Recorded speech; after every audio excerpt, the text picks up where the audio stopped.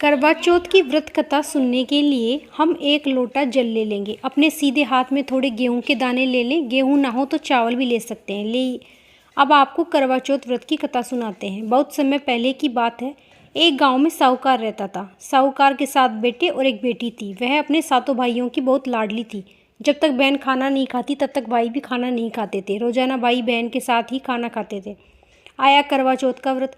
साहूकार की बेटी ने करवा चौथ का व्रत कर लिया। दोपहर की भाई खेतों से आए और बोले, चलो बहन खाना खाते हैं। बहन बोली कि आप खाना खा लो, मेरा तो आज करवा चौथ का व्रत है, मैं खाना नहीं खाऊंगी। तो भाई बोले कि बहन तुम खाना कब खाओगी? वो बोली, जब चांद निकलेगा तब खाना खाऊंगी। भाइयों की बड़ी चिंता हुई। उनको लगा कि जब तक चांद नहीं निकलेगा तब तक हमारी बहन ऐसे ही भूखी रहेगी। तो भाई अपनी बहन से बोले कि बहन अगर कभी चांद नहीं निकलेगा तो तुम खाना खा लोगी? साहूकार की बेटी बोली, हाँ, कि अगर चांद निकल जाएगा तो मैं भी खाना खा लूँगी। अब सातों भाइयों ने सलाह मिलाई, योजना बनाई। कोई जाके पुल लेके आया, कोई जाके छलनी लेके आया, कोई कपड़ा लेके आया, कोई तेल लेके आया और गांव से दूर जाके एक ऊंचे से पेड़ के ऊपर चढ़ के आग जला के उसके आगे छलनी लगा दी। एक भाई घर पे भागा भागा आया, बहन देख चांद निकल आया। साहूकार की बेटी ने ऊपर जाकर छत पर देखा तो सच में चांद जैसा दिखाई दिया। वह नीचे आई और अपनी भाभीियों को बोली, भाभी चांद निकल आया, चलो अर्घ देते थे। उसकी भाभी बोली, यह आपके नाम का चांद निकला है, आप ही चांद दे के अर्घ दे के आओ। वो छत पर जाकर बैठ गई और छत पर जाकर अर्घ देने लगी। भाइयों के साथ खाना खाने बैठ गई।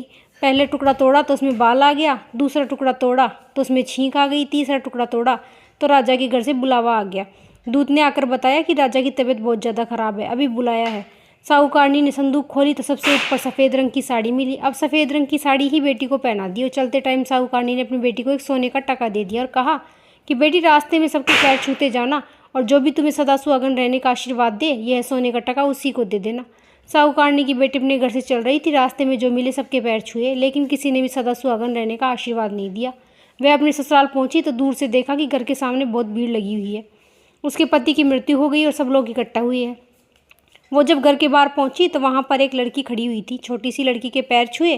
पैर छूते ही वो लड़की बोली, सदा सुहागन रहो। यह सुनते ही साहूकार की बेटी ने सोने का टका उस लड़की के हाथ में दे दिया और उसके पैर पकड़ लिए। लड़की बोली, मेरे पैर छोड़ो। उसने तो पैर नहीं छोड़े। लड़की बोली, है 7 भाइयों की बहन, पैर छोड़। दिन में चांद उगावनी, पैर छोड़। तोड़ चांद व्रत तोड़नी, पैर छोड़। साहूकारनी बेटी ने पैर नहीं छोड़े। साहूकार की बेटी बोली कि हे करवा चौथ माता, मैंने आपको पहचान लिया, आप ही ने मेरा सुहाग लिया है, आप ही मेरे को सुहाग वापस देंगी। जो भी कुछ हुआ गलती से हुआ, मैंने जानबूझ के नहीं किया। आगे से मैं पूरा विधि पूर्वक व्रत करूंगी, कभी भी व्रत नहीं तोड़ूंगी। इस तरह से रोते रोते वह करवा चौथ माता से प्रार्थना करने लगी। करवा चौथ माता को उस पर दया आ गई। करवा चौथ माता ने उसके पति पर जल के छींटे लगाए और उसके पति को जिंदा कर दिया। यह देखकर राजा के पूरे नगर में ढिंढोरा पिटवा दिया कि सभी सुहागन महिलाएं करवा चौथ का व्रत जरूर करें और करवा चौथ की व्रत कथा जरूर सुने। व्रत करने के बाद रात को चंद्रमा का पूजन करने के बाद ही व्रत का पारण करें। इस तरह से सभी महिलाएं करवा चौथ का व्रत करने लगी हैं। हे करवा चौथ माता, जैसा आपने साहूकार की बेटी के साथ पहले किया वैसा किसी के साथ मत करना, और जैसे बाद में किया वैसा उसके सुहाग को लंबी उम्र प्रदान की, वैसे सबके सुहाग की लंबी उम्र प्रदान करना और सभी महिलाओं को अखंड सुहाग प्रदान करना। यह थी करवा चौथ की व्रत कथा। इसके बाद हम एक गणेश जी की कथा जरूर सुनेंगे। तो चलिए अब हम आपको गणेश जी की कथा सुनाते हैं। एक बार एक गांव में एक बुढ़िया थी।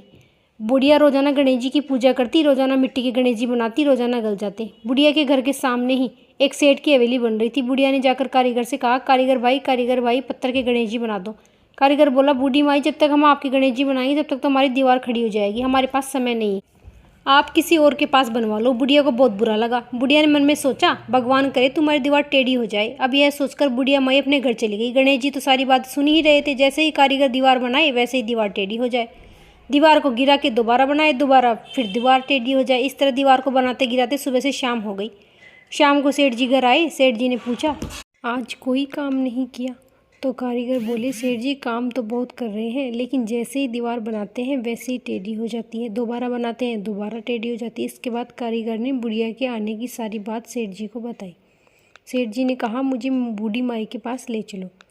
कारीगर सेठ जी को बूढ़ी माई के पास ले गए। बूढ़ी माई के पास जाकर सेठ जी ने हाथ जोड़ कर कहा, हे बूढ़ी माई, हम आपके पत्थर के नहीं सोने के गणेश जी बनवाएंगे, आप हमारी दीवार सीधी करवा दो। अब गणेश जी तो सारी बात सुन ही रहे थे। जैसे ही सेठ जी ने ये बात कही वैसे ही दीवार सीधी हो गई और सेठ जी ने भी बुढ़िया को सोने के गणेश जी बनवा दिए। गणेश जी महाराज, जैसे आपने सेठ जी की दीवार सीधी करी वैसे ही सबके काम सीधे करना, और जैसे आपने बुढ़िया की मनोकामना पूरी करी वैसे ही सबकी करना। यह थी गणेश जी की कथा। इस तरह हमारी कथा पूर्ण होती है। कथा सुनने के बाद जो हमने हाथ में गेहूं के दाने लिए हैं उसमें से कुछ दाने हम करवा चौथ माता को समर्पित कर देंगे और कुछ दाने जल के लोटे में डाल देंगे। तो हम दिन में कहानी सुनते हैं, इसलिए दिन में जो है लोटे का जल है या सूर्य देवता को अर्घ देना है। तो कुछ गेहूं के दाने हमने इस लोटे में डाल दिए। बाकी जो दाने हैं इनमें से हम चंद्रमा को अर्घ देना है। जो रात को चंद्रमा को जब अर्घ देंगे तो इनकी कहानी सुने हुए गेहूं के दानों के साथ अर्घ देंगे। इसके लिए इनको आप पल्लू से बांध दीजिए। हम दिन में कथा सुनते हैं तो 1 लोटा जल सूर्य देवता को अर्घ दे देते हैं। राधे राधे।